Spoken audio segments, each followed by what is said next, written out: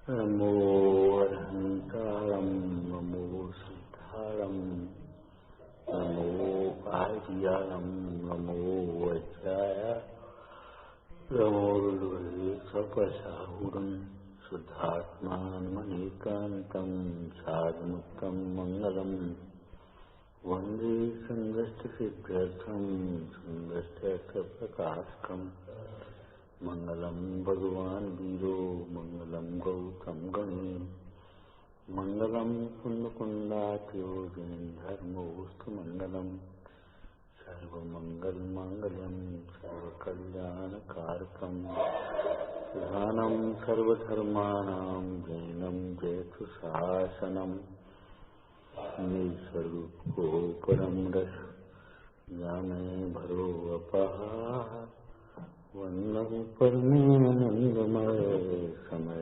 सार अवतार राजत केवल ज्ञानियत परमोदारित का निरख छवि भविष्यकत है पीरस सहज स्वभाव। कैसी सुंदर चर्चा है। निरख छवि भविष्यकत है। जैसे कोई भोजन की रुचि वाला हो, इष्ट मिष्ट भोजन को आज तो छक गए,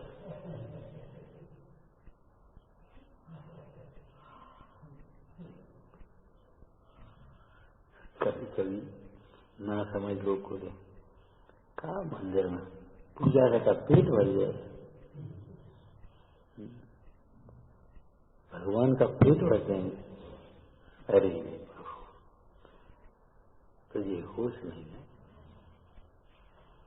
पेट भरने की व्यवस्था भी भगवान की भक्ति से ही होती है। जो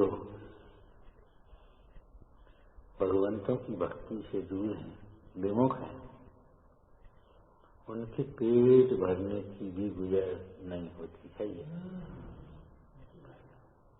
पेट भरने लायक भी पुण्य से मिलता है, और वो पुण्य भगवान जिनेन्द्र देव के चरणों की भक्ति से होता है। और पेट भरने की जहाँ तक बात है तो पेट तो भरते ही नहीं है। अब तक अगणित जड़ द्रव्यों से प्रभु भूख न मेरी, ये तो पूजा में है। और गांव में मालूम है एक लाइन बोलते, कोठाते कोठारी के पेटों ने जग जीते। एक साल भर के लिए अपन अनाज वगैरह सब इकट्ठा करके रख लेते, एक स्टोर रूम पूरा भर जाता है। धीरे धीरे धीरे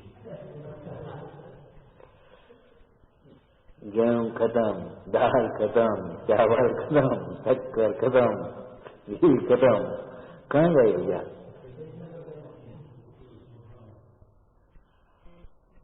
कहाँ गए? गए तो पेट में, कोई फेंक तो कर दिए नहीं गए।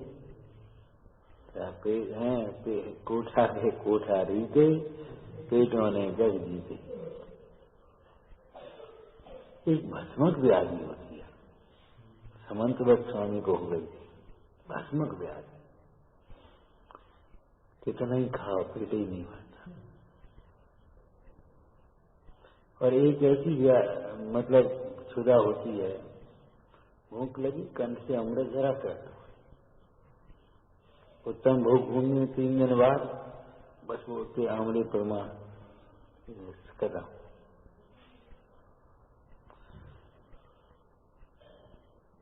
पाप के वजह से भूख लगती है, पाप का वजह से बहुत ज्यादा भूख लगती है, बहुत भूख। 3 लोग को न जो खाए मिटे न भूख। श्रीलंका में देखो कितनी भूख, कितनी भूख।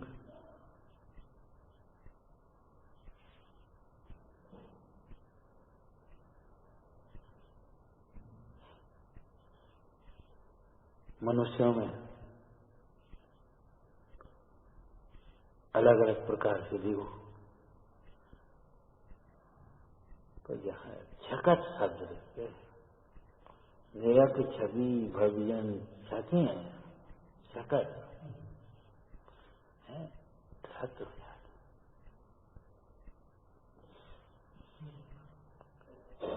कैसे त्रस्त हो जाते हैं छवि को देखते, उस छवि में अपनी छवि देखती है। समझ में आया? उन परमेश्वर की छवि में मुद्रा में अपना स्वरूप देखता है।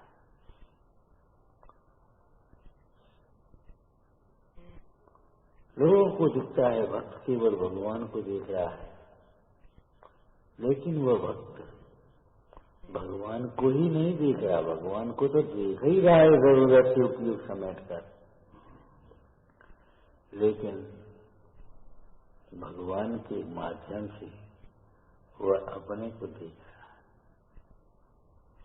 जैसे बोलो कोई व्यक्ति दर्पण देख रहा, लोगों को दिखता है वह दर्पण देख रहा है, लेकिन वह दर्पण के माध्यम से अपने चेहरे को देख रहा है।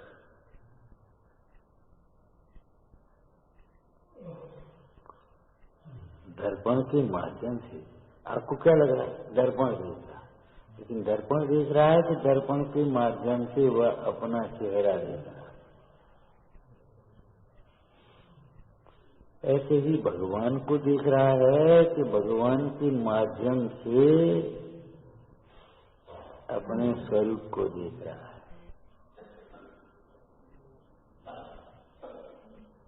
नंबर एक स्वरूप को देख रहा है, नंबर दो साध्य को देख रहा है। यही हमारा ऐसी दशा प्राप्त करना, वही हमारी साधना का साहस है।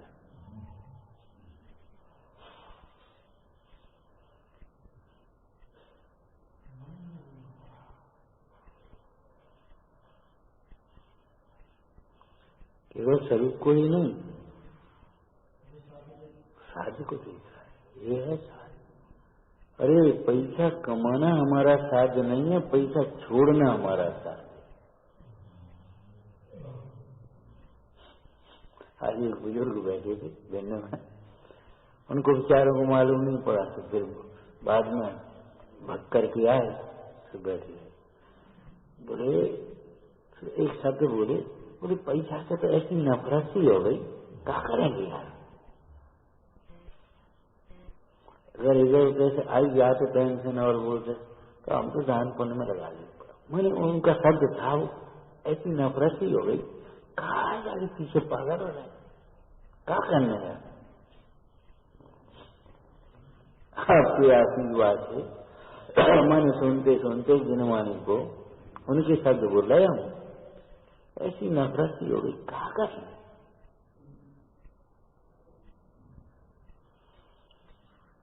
हमने कहा इनको भले शास्त्र के शब्द नहीं आ रहे, लेकिन देखो भाव भाषण कैसा। लक्ष्मी कमाना, लक्ष्मी बढ़ाना, जोड़ना, ये कोई हमारे जीवन की सफलता नहीं है, साध्य नहीं है। साध्य की प्राप्ति में परिग्रह बाधक है, मोह बाधक है, कथाएं बाधक है।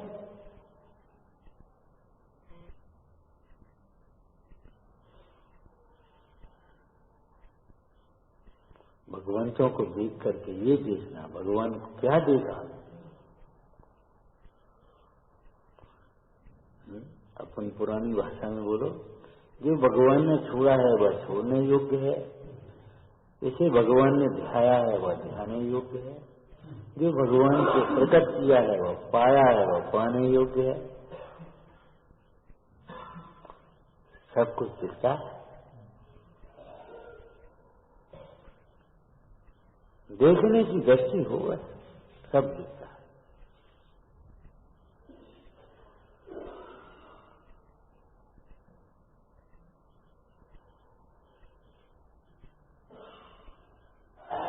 हम कई बार ऐसा पूछने लगते, ये दर्शन कर आए, दर्शन कर आए, क्यों के? भगवान के। भैया भगवान के दर्शन कर आए, कि भगवान के दर्शन के बहाने से, निमित्त से अपने दर्शन करके आए, कोई दर्शन करके आए।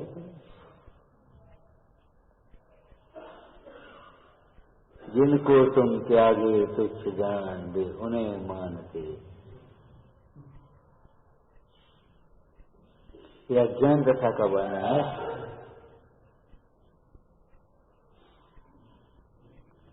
वे तो छोड़ करके चले गए, हम जोड़ने में लगे और सुख की आशा कर रहे हैं। असंभव।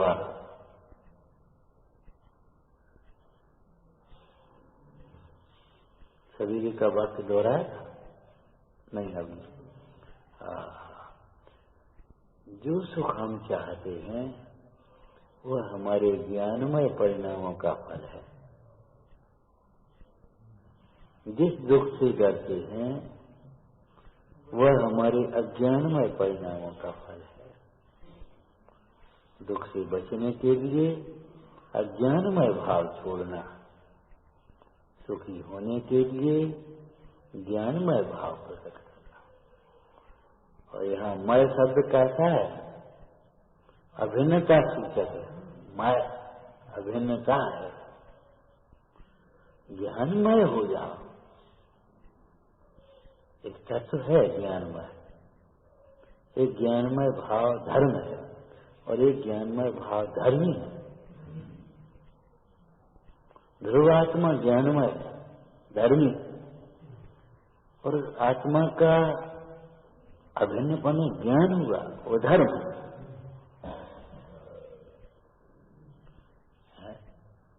जो ज्ञानमय होता है वह आनंदमय होता है, जैसे आत्मा है। जो ज्ञानमय नहीं होता वह आनंदमय नहीं होता। पुद्गल ज्ञानमय भी नहीं है और आनंदमय भी। ठीक है। अब परिणाम में जो ज्ञानमय होता है, ज्ञान के साथ तन्मय होता है। ज्ञानमय होने का अर्थ क्या है? अपने को ज्ञानमय अनुभवता है। ज्ञानमय होने का मतलब अपने को ज्ञानमय अनुभवता है, वह आनंदमय होता है, सुखी होता है। ये तो बड़े शास्त्र हैं। बाल पोथियों में जो लाइन लिखी है, ज्ञान से धर्म होता है, अज्ञान से अधर्म होता है, धर्म से सुखी होता है, अधर्म से दुखी होता है।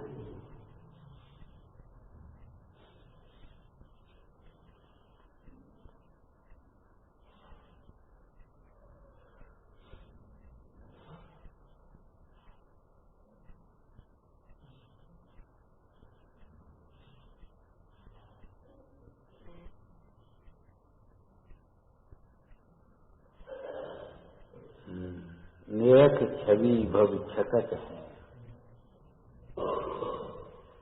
अब बताओ कैसे भूख लगे, कैसे प्यास करता है।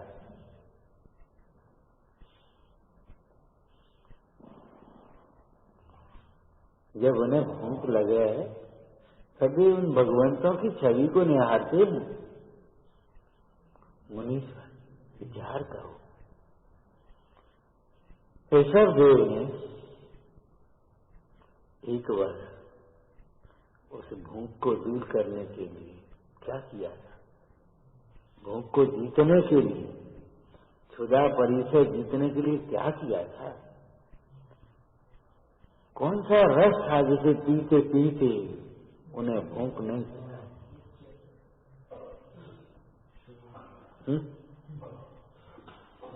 बावरी एक वर्ष खड़े रहे, भूख की वेदना नहीं हुई। किसके बल से? पीरस सहज स्वभाव। अपने स्वाभाविक रस को पी करके, आत्मिक रस को पी, पर्यासिक न से उसको समता रस कहते हैं।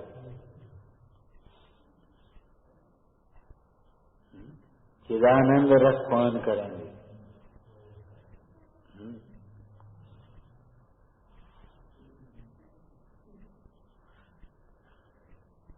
बस हो गया स्वाध्याय। स्वाध्याय का मतलब बहुत बांटते रहिए थोड़े ही, अंतरंग में बारंबार गुरुओं के कहे हुए अर्थ को अंतरंग में बारंबार विचारता है। कितनी बार? अरे तो बारंबार माने 10 बार, 20 बार, 25 बार। कब तक? जब तक उसका भाव भाषे पे न हो।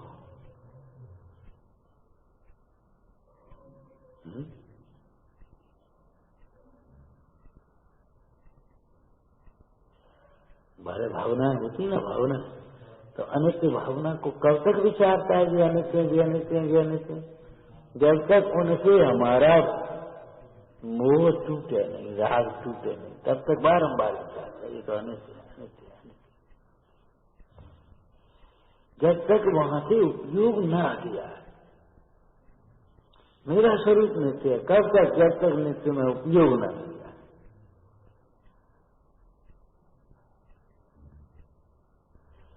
मेरा छपी भविल्य है, छकत है, हमें भी छकना है। भोजन से नहीं छक पाओगे, भोगों से नहीं छक सकते कभी। क्यों? क्यों बोलो? कृष्ण नागिन क्यों क्यों गंते लहर जैसी, अब कहां से कर समस्या? नाटक का कोई बात तो बोलोगे? आगे से बटक जाए, पीछे बाछरा चवा, बाछरा चवा, जैसे कोई आंधो नर जेवरी बटक। अंधा रस्सी बट में बैठ गया तो रस्सी बट बट करके फेंकता है, और पीछे वो बछड़ा चबाता जा रहा है। उसने सोचा रस्सी बच गई, देखें तो वहां कछु नहीं।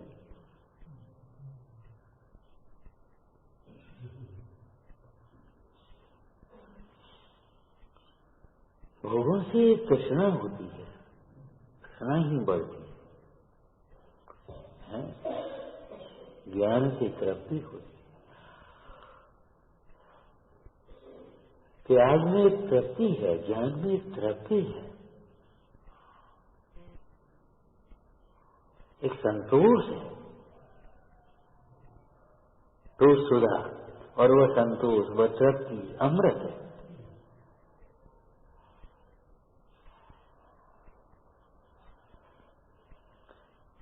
निरस छवि भविष्य छकत है।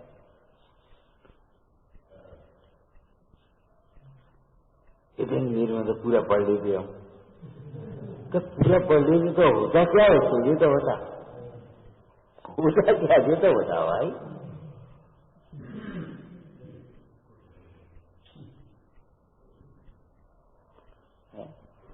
सीधा सीधा लड्डू निगल के जाओ पानी से, होगा क्या?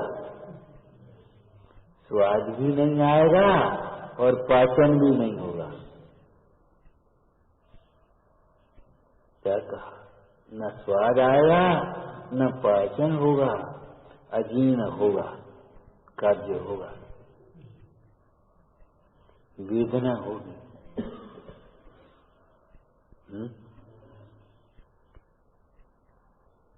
ऐसे ही आप जल्दी जल्दी वाचन कर भी लोगे, पूरा हो गया, ग्रंथ पूरा हो गया, तुम्हें भ्रम होगा ग्रंथ पूरा हो गया, जबकि उसका कोई भाव नहीं समझ में आएगा।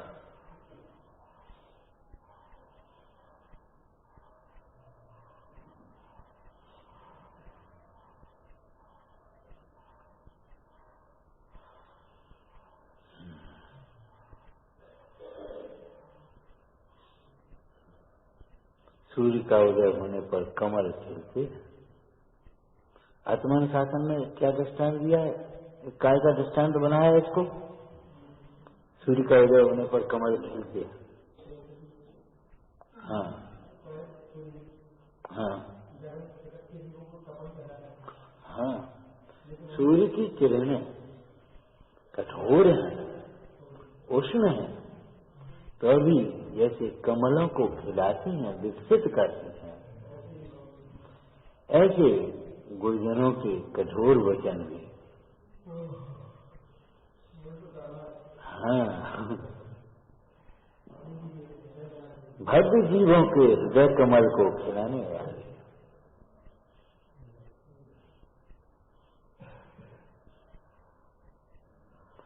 भव्य जीवों को प्रसन्नता उत्पन्न करते हैं।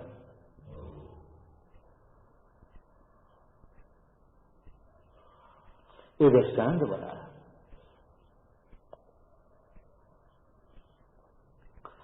तो जैसे कोई सामान्य ही भगवान की प्रतिमा को देखे तो बस बढ़िया बढ़िया कह करके रह जाता है।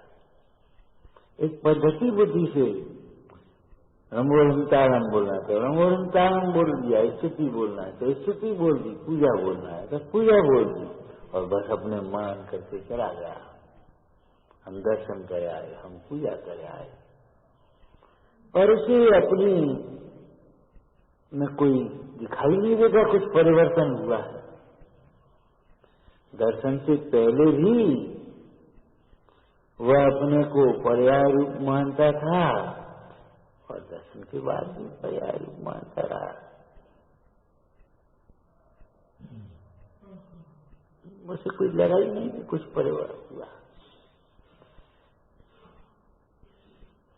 इस बैरात्मा को परिवर्तन भी क्या लगता है? कुछ वेश का परिवर्तन हो जाए, कुछ क्रियाओं में परिवर्तन हो जाए, खान पान का परिवर्तन हो जाए, स्थान का परिवर्तन हो जाए, आगे बोलो,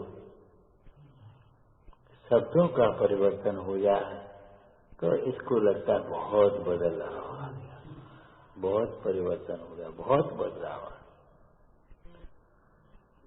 लेकिन ये सब कसाय की मंदता होने पर संभव है, परंतु परिवर्तन तो भाई दृष्टि का होना चाहिए।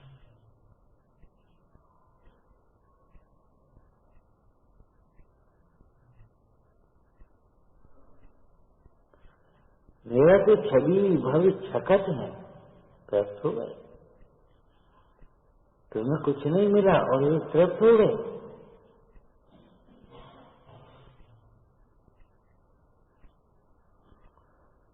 विचार करो, कैसे तृप्त हो गए? क्या मेरा? आपको भक्ति की लाइनें याद है? साची कहूं, भक्त से पूछा तुम इतने प्रसन्न हो गए भगवान की शांत मुद्रा को दर्शन करके, सच बता तुम्हें क्या मिलेगा?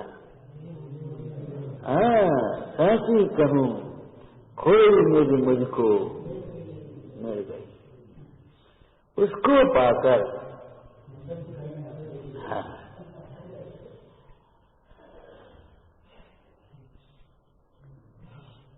लिखने वाले कवियों ने भी संकेत किया है खूब। पंडित जी ने इसको दूसरी भाषा में कह दिया, दौलत राम जी ने, चाखो स्वातम रस्तो होने का।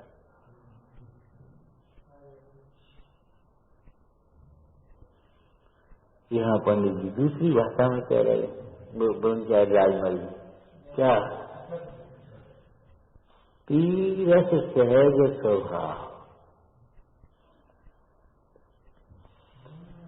जैसे जितने भी जीव मुक्त हुए हैं, तुम शासन से अन्य जीव शिव गए जान जानिए सजी, ऐसे ही इसी शैली में बोलो इसको। जितने भी जीव तृप्त हुए हैं वे अपने ज्ञानानंद रस को पीते हुए तृप्त हुए। पंचेंद्रिय के भोगों को भोगता हुआ जीव, कोई जीव तृप्त नहीं हुआ पंचेंद्रिय के भोगों से, कहीं कभी किंचित ही कोई जीव भोजन से तृप्त नहीं हुआ, भोगों से तृप्त नहीं हुआ, धन वैभव को पाकर के तृप्त नहीं हुआ। जितने भी जीव तृप्त हुए हैं वे अपने स्वरूप को आनंद स्वरूप के आनंद को पीते पीते तृप्त, और ऐसे तृप्त हुए हैं कि उस तृप्ति का कहीं और छोर नहीं। तृप्त तृप्त तृप्त तृप्त तृप्त तृप्त अनंत काल के लिए तृप्त।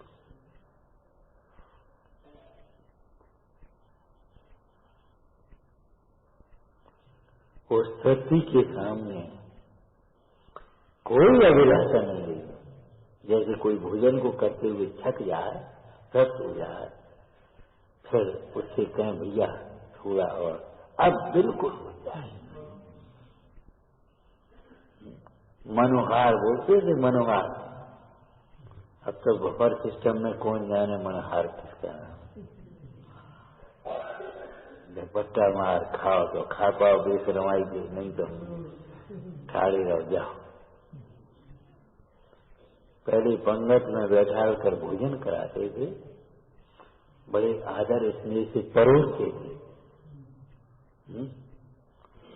और पूरी पंगत के बाद फिर 4-6 बड़े बूढ़े लोग उसमें गए और एक थाल में मिठाइयां रख करके और चले। नहीं बे हाथ राजा किसी को एक इमरती कर दे दो, एक बर्फी कर दे दो, एक लड्डू कर दे दो, एक कचौड़ी कर दो। मैंने ऐसे अब सागरों की भी बरसने वाली तो हमने नहीं देखी, लेकिन ये तो हम लोगों ने देख लिया छोटे पर, बहुत छोटे पर। उसके बाद तो पंगत ही नहीं खाई तो देखते। लेकिन बुजुर्ग लोग बताते थे, भोजन होते थे, दाल बाटी वगैरह भी बनती थी, सब अपने धोती दुपट्टा फिर कपड़ा उतारे और ऊपर छत पर सब एक सब चौका पूरा इनका पहन के खाने की व्यवस्था नहीं। ये तो और पैर धोते या ऊपर गए तो भोजन पड़ता। और सागर, पानी पीने के सागर होते गंगा टाके, उसमें घी भरा और हम ऐसे खाते। आपने देखा वो शायद? धीरे धीरे कह रहे खूब देखा। अब बोलो क्या करें? मैंने प्रमाण खूब देखने वाले कह दिया अपने। इन बच्चों को तो आश्चर्य लगेगा। आज इनसे पूछो पंगत का है, काय की हती डालना के घी, हमें पता नहीं, विजयी नहीं है घी उसका कैसे होता। तो मनोहार होते हैं। मैंने एक बार ऐसा कोई हाथ कर दी, नहीं अब नहीं चाहिए, अब नहीं चाहिए, बस क्यों? अब तो भाई बहुत शाम को भोजन की जरूरत नहीं रहती, जगह सवेरे भारी भोजन हो जाता, खूब बहुत भोजन हो गया, थक गए। लेकिन कितनी क्षणिक है वो तृप्ति, जो तुम्हें तृप्ति लगती है भोगों से, कितनी क्षणिक है, कितनी झूठी है। क्या क्षणिक तो इसलिए कह रहे हैं कि थोड़ी देर बाद फिर भूख लगेगी, आज नहीं तो कल लगेगी। आपने 4 गान के प्रसंग पढ़े, 4 गानों में ज्ञान गान सर्वश्रेष्ठ क्यों कहा? तो उसमें एक कालवाचक हेतु। देखो भोजन आज कराया तो ज्यादा से ज्यादा एक दिन, कल तो फिर भूख लगेगी। आज भोजन नहीं कर लेना चाहो तो अब बस एक ही दिन का तो उपहार दिया, अब कल फिर भूख लगेगी तब फिर सोचना पड़ेगा आप क्या करें। तो आहार दान केवल एक दिन के लिए, आप लोगों में एक टाइम के लिए, शाम को फिर औषधि दान, कोई बीमार हुआ उसको दवाई देगी, ठीक हो गई। लेकिन ये तो नहीं गारंटी हो गई कि आप वो बीमार नहीं पड़ेगा जिंदगी में। जब तक दूसरा बार बीमार ना हो तब तक के लिए अभय दान, जो जमीन दरी है बना ले, आराम से रहो जिंदगी भर। तुम तो जिंदगी भर नहीं रहो, आराम से रहो, खाओ पियो, धर्म ज्ञान करो खूब, तो एक जिंदगी की तो कही। लेकिन ज्ञान से भी अनंत काल तक सुखी होता है।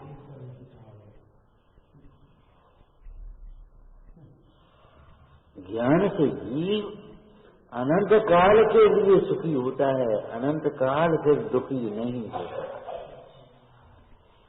ये काल वाचक हेतु है, काल प्रधान वाचक मत कहो, काल प्रधान कहो। दूसरा भाव प्रधान देखो, हेतु बता। ज्ञान के बिना आप आहार दान भी नहीं कर सकते। ज्ञान के बिना हंसी आ जाती कभी कभी। आजकल सामाजिक क्षेत्र में भी चुनाव से होने लगे, सोनी समाज के मंदिर के अध्यक्ष बन गए। अब बेचारे ज्ञान का चुने नहीं, मंदिर कहूंगा तो नहीं बन गए, पैसा से या वैसे कहीं प्रभाव से बन गए। अब वो मैनेजर या पुजारी मंदिर पर रहता है, पहुंचा, साहब महाराज जी आए, ठीक है तो देखो उनसे कहना आज तक फुर्सत नहीं है, कल हम आएंगे और ये ले जा 50 रुपए, वो लेकर के कुछ खिला देना हमको। बेचारी जानते ही नहीं कि सही घटना है ये, आप मजाक मनाओगे।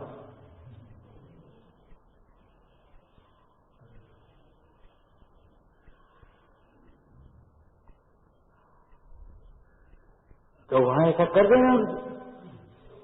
बिना ज्ञान के दान, आहार दान कैसे करो? जो दान में दिया जाता है आहार, वो आहार की भी एक क्वालिटी होती है। समझदार में से कोई शब्द बता दे। अधय कर्म से रहे, अधय कर्म से रहे, उद्देश्य से रहे।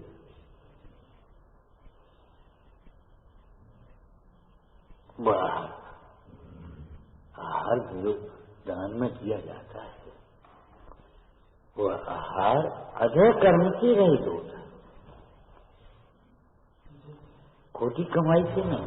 हमारी अपन के कौन सी भाषा बोल देते, न्यायपूर्वक कमाया गया, यत्नाचार और विवेक पूर्वक बनाया गया। हाँ, वात्सल्य और भक्ति पूर्वक कराया गया और अनासक्ति पूर्वक। ऐसा आहार मोक्ष मार्ग में निमित्त होता है।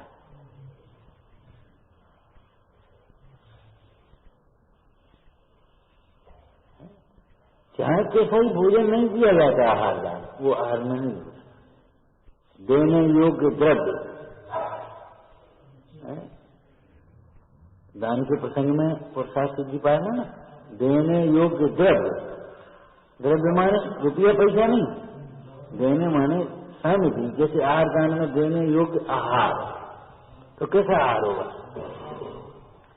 ऋतु के अनुकूल, पहले तो मैं अजय कर्म से उत्पन्न नहीं हूं, दूसरा उद्देश्य नहीं है, उनके लिए उद्देश्य नहीं। अपनी तो शक्ति नहीं है, अपन तो नहीं खा रहे, उनके लिए बना दो, ऐसा नहीं है। उद्देश्य और अजय कर्म से रहित होना चाहिए। ये शास्त्री शब्द होगा। अब आगे चलो, वो आहार ऋतु के, प्रकृति के अनुकूल होना चाहिए, सात्विक होना चाहिए, तामसिक नहीं, गरिष्ठ आहार नहीं। ध्यान स्वाध्याय की वृद्धि करने वाला सरस आहार। सरस माने तुम्हारे स्वाद वाला सरस नहीं।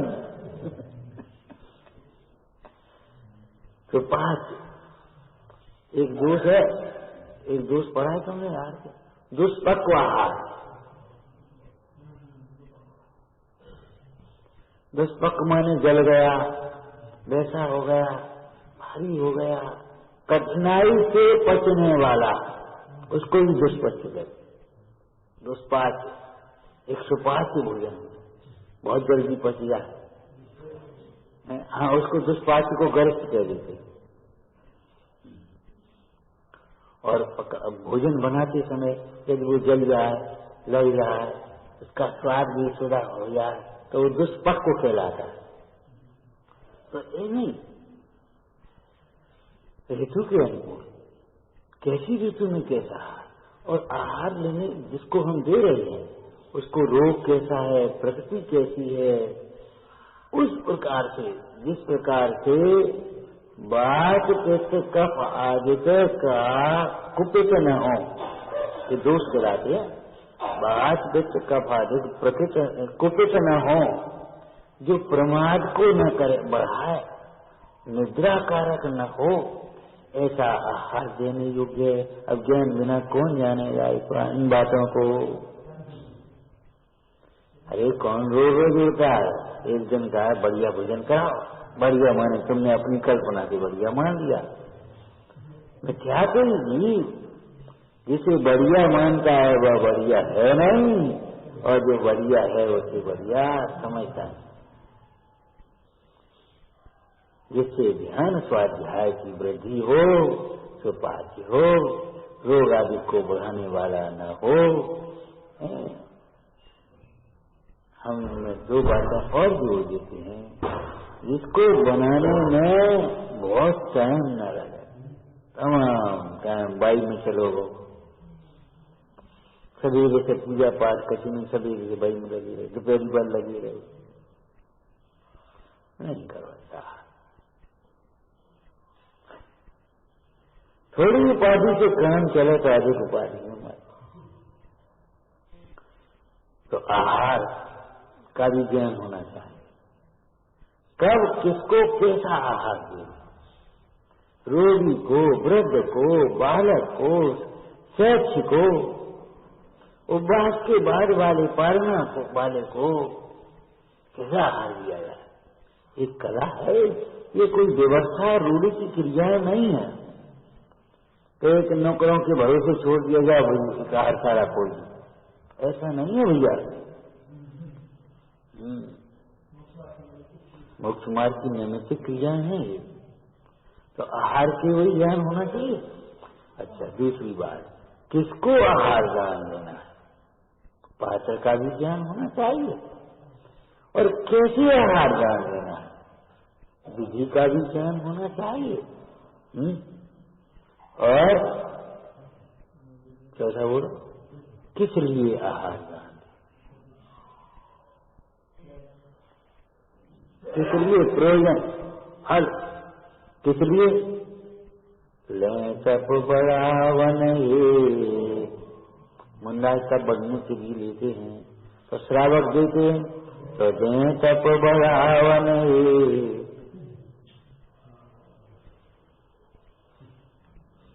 दे तप बढ़ावन ये, इनका तपस्या बड़ी सुंदर भाषा है। ये मुनिराज, ये ज्ञानी धर्मात्मा साधक भी, ये तो भेद विज्ञान की धारा से प्राप्त हो रहे हैं। इन्हें तो शरीर की गरज है नहीं, और इनका शरीर आराधना और प्रभावना का निमित्त है। तो हमारी अभी सराग अवस्था है, तो इन विचरागी अथवा विचरागता के उत्कृष्ट साधक धर्मात्माओं के शरीर की रक्षा पोषण करना हमारा कर्तव्य है। ऐसे भक्ति भाव से आहार देते,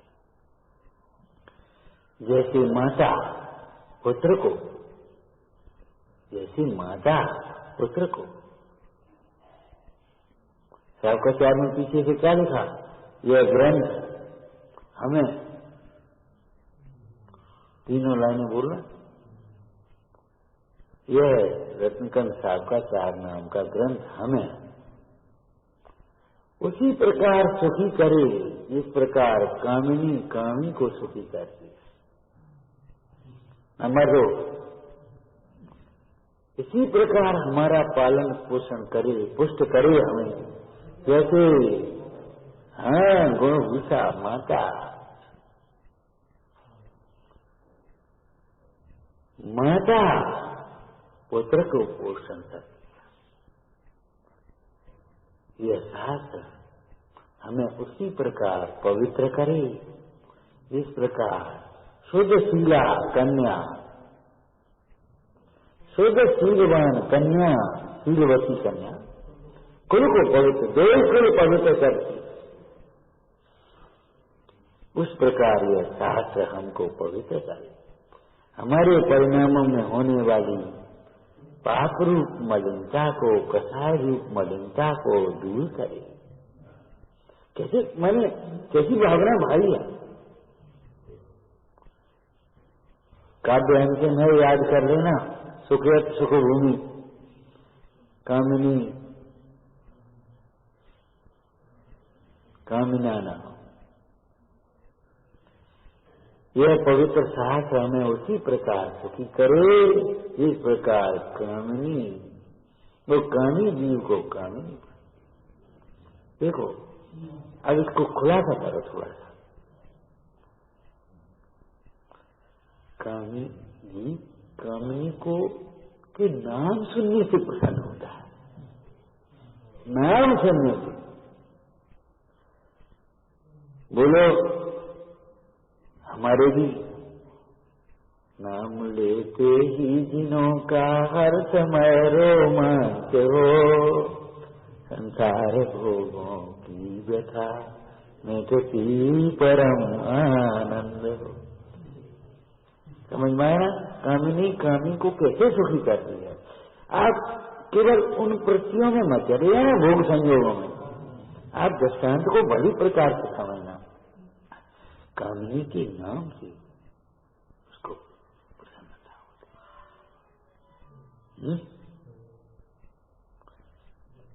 कामना के अनुकूल। फिर नाम लेते ही एक दर्शन की अभिलाषा होने लगती है। ऐसे ही शास्त्र का नाम लेते ही आपको मालूम है, एक शास्त्र ला करके दिया राजन जी को, उन्होंने इसका मूल्य हम नहीं दे सकते। बनाओ पत्र कुंदन रतनो नाक्षरो लखी, तथापि कुंद सूत्रो न अंकाए मूल्य न कभी। सोने के तो पत्र बनाए और रत्नों के अक्षर लिखें तो भी इस ग्रंथ का मूल्यांकन नहीं होता। बस तुमने पढ़ लिया, छुट्टी कर दी, तो फिर कैसे मूल्यांकन होता है। बोलो टीका का कोई बात बोलो, बहुत सुंदर। शास्त्र में कहे हुए बाजे रूप शुद्ध आत्मा के अनुभवन से उस ग्रंथ का मूल्यांकन होता है।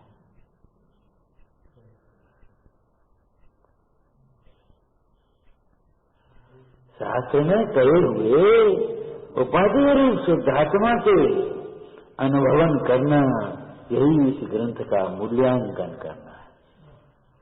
मूल्यांकन तब समझ में आता है कि शास्त्र कैसा है। महाशास्त्र, महातत्व को बताने वाला, महाआनंद का। तो जैसे उसके कामिनी के नाम से कामी को प्रसन्नता होती है, बैरागी को थोड़ी होगी।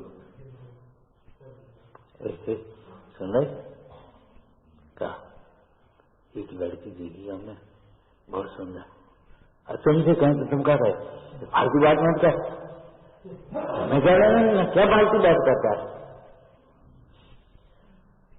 और दूसरे लड़के को यौवनोद्रेक है, हाँ को कहा कैसे। अच्छा एक बात बता, कहा रही कहाँ मिलती, किधर से निकलती, तू दिखाएगा हमें? नहीं कहा कि हाँ तुम एक काम कर, चलो वहां खड़े हो जाएंगे अपन, वो मान से हो जाएंगे हाथी घर पे, देख लेना, देखा कर उसके साथ हमारी शादी हो सकती है? बोलो। अति न मन उत्तर एक चरण बढ़ता है, और जब तक वो न मिले तब तक उसे चैन, उसकी धुन लग जाती है, रट लग जाती है, उसे और कछु न सुहावे, और कछु न सुहावे होता है। ऐसे ये शास्त्र जैसे कामी को सुखी करती है, तो सुखी कब करती है? दर्शन से, तो नाम से सुनने से भी प्रसन्नता हुई, दर्शन से भी प्रसन्नता हुई, फिर उसे पाकर के प्रसन्नता हुई, और पाकरने के बाद एक शब्द में हम बाद की सारी चर्चा करते हैं। एक शब्द में बोलो, अभिन्नता। अभिन्नता से भोग से हुए, अभिन्नता से। ऐसे शास्त्र हमको ये पवित्र करे, वो शास्त्र कल में ग्रंथ परम उपकारी, कल काल में ग्रंथ परम उपकारी, ऐसी स्तुतियां लिखी। धन्य धन्य धन्य है जिन बहन परम बड़े उपकारी। और फिर शास्त्र को देखने की अभिलाषा है, इनमें क्या लिखा है? आपको एक बात कही थी, ये शास्त्र केवल मंदिर या अलमारियां सजाने के लिए नहीं, अपना जीवन सजाने के लिए। शास्त्रों को भी जो मलिनता से रखते हैं, रज्जू की तरह डाल देते हैं चाहे कहीं, वे तो महापापी, उन्हें तो बोध कहां से हुआ? क्यों भाई? विचार करो ना। आप अपनी अंगूठी, आप अपनी घड़ी, आप अपना पर्स जहां बैठोगे वहीं छोड़ दोगे? फिर पूजा के बाद गुणवाणी कैसे छोड़ दोगे आप? स्वाध्याय के बाद शास्त्र कैसे छोड़ दिया आपने? विचार करना।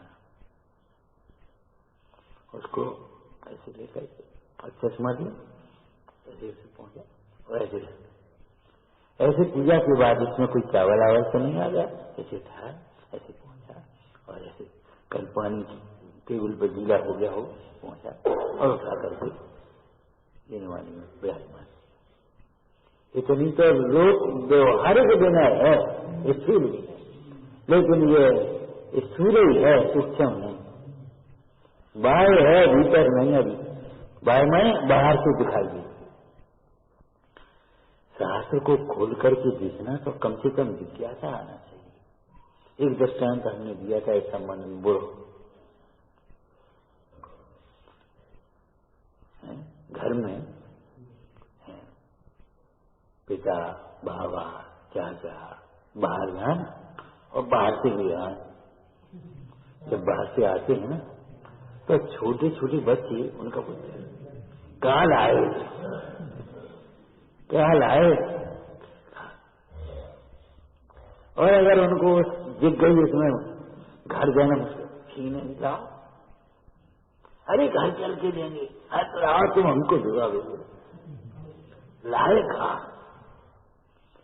हमको शास्त्र में ये नहीं दे, बच्चा बन के जैन से जिका तुम छोटी छोटी बच्चों से भी गए हो गए, तुमको ये नहीं कभी कौतूहल होता, जिज्ञासा होती है। इन आचार्य भगवंतों ने, हमारे गुरुओं ने इनमें क्या लिखा है, देखें तो सही।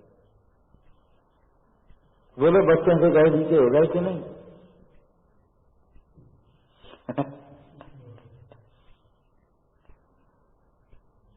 तो ये शास्त्र कामनी को जैसे कामी पुरुष को कामनी प्रसन्न करती है उसके नाम से, ऐसे शास्त्र के नाम से, फिर शास्त्र को देखने की जिज्ञासा से, और फिर शास्त्र के भाव को समझने से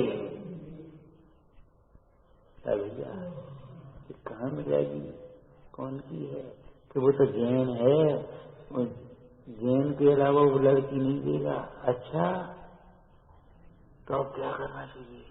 जैन धर्म धारण करो तब मिलेगी। तो विजेंद्र मंदिर जाने लगा, पूजा करने लगा, स्वाध्याय करने लगा। उसने देखा, हाँ, कभी कभी ऐसे लौकिक प्रसंगों में बन जाते। वो भैया वो लड़की मंदिर जाती है, वो लड़की को आलू नहीं खाती, वो लड़की रात में नहीं खाती, वो लड़की बहनों से भी ज्यादा होती है। उसके भीतर में क्या है? उसको पाने की अभिलाषा उसको ये सब करा रही है। उसको पाने की अभिलाषा से वो जिस प्रकार से वो प्राप्त हो सके, तो ऐसे ही ऐसा आत्मा हमको कैसे प्राप्त हो? ऐसी परम दशा हमको कैसे प्राप्त हो? ऐसी शुद्ध दशा, ऐसा शुद्ध ज्ञान आनंद हमको कैसे प्राप्त हो? तो अपना सब छोड़ देते कि नहीं?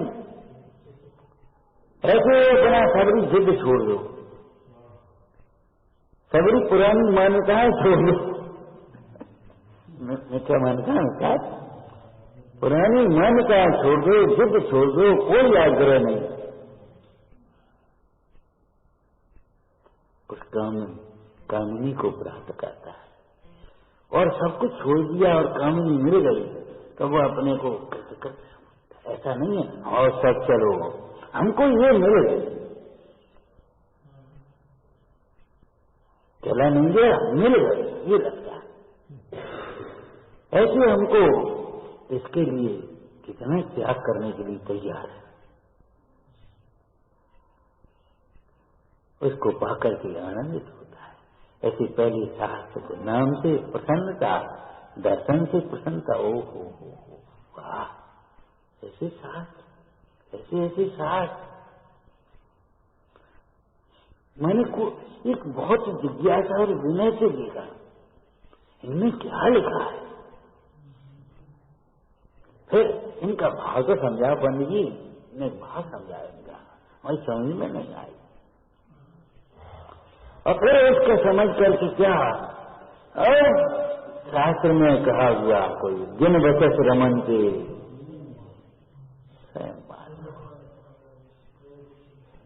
दो अर्थ किए थे हमने जिन वचस रमन के।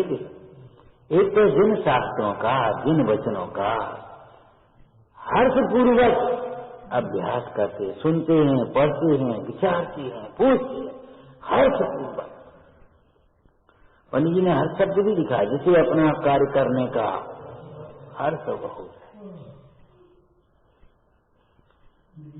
और उन शास्त्रों का अभ्यास करते हैं। फिर पाणी राजमल जी ने जो अर्थ किया तो करो, जिन वचन में कहे हुए उपाधि रूप शुद्धात्मा में जो रमते हैं, वे मोह का वमन करते हैं, मोह का वमन करते हैं, मोक्ष का वरण करते हैं। क्या कही?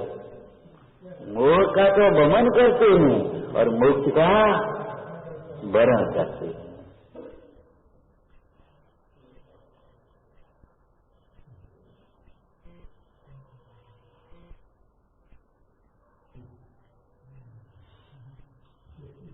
है?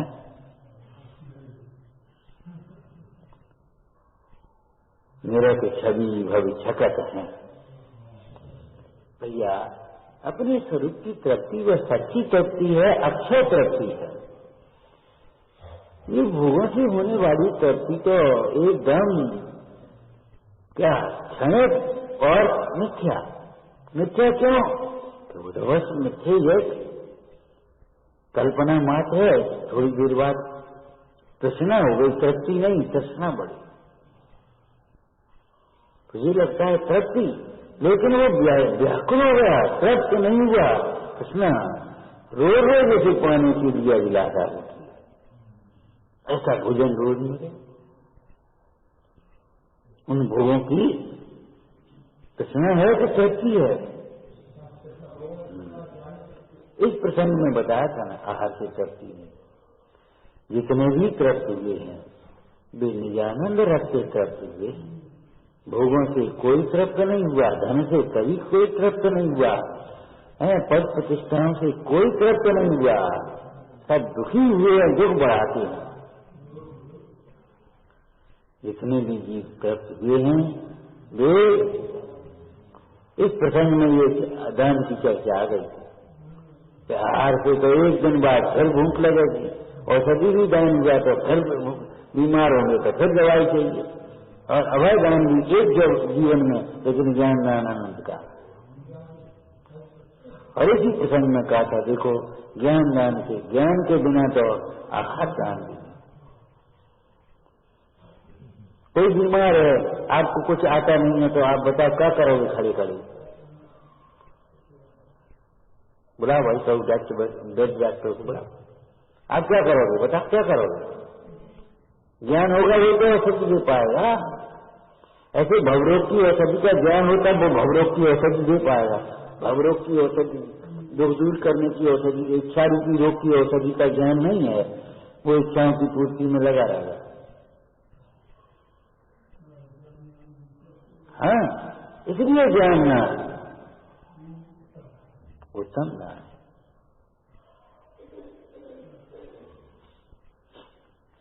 जैसे लौकिक जीवन में माता पिता के उपकार से कोई उन्नयन नहीं हो पाता, ऐसे इस आध्यात्मिक क्षेत्र में गुरुओं के उपकार से कोई नए कृतम उपकारम साधुआ विस्मरण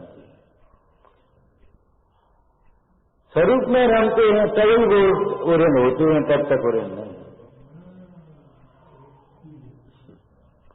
तो मेरा की छवि भविष्यकत है ईवस सहज स्वभाव, राजत केवल ज्ञान युत परम उदारे का है, और निरग छवि भविष्यकत है। तो मैं लगता है ये छवि देख रहे हैं, लेकिन जैसे दर्पण में कोई बड़ा समझदार व्यक्ति अपना चेहरा देखता है, कि उस छवि में अपनी छवि को देख, अपनी छवि को। एक प्रसन्नता का बस बोल भगवान से, बस अहो ये तो मेरा ही स्वरूप है, अहो ये तो मेरा ही स्वरूप है। भगवंतों को देख करके ऐसी प्रसन्नता, ये तो अपना ही मान दे रहा है।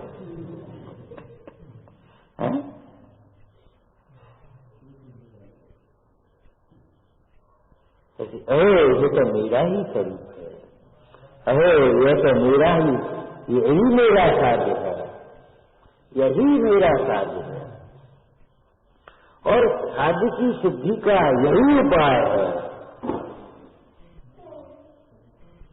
बस हो गया तो जन बुद्ध।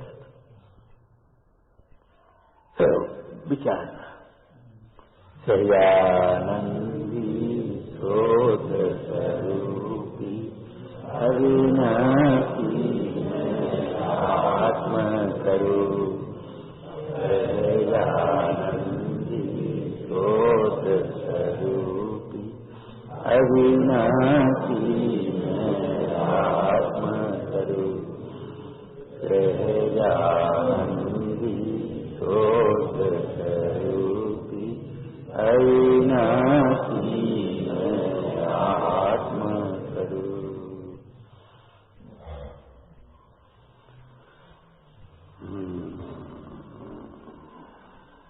निज निज निज में बताई अनंत उपकार,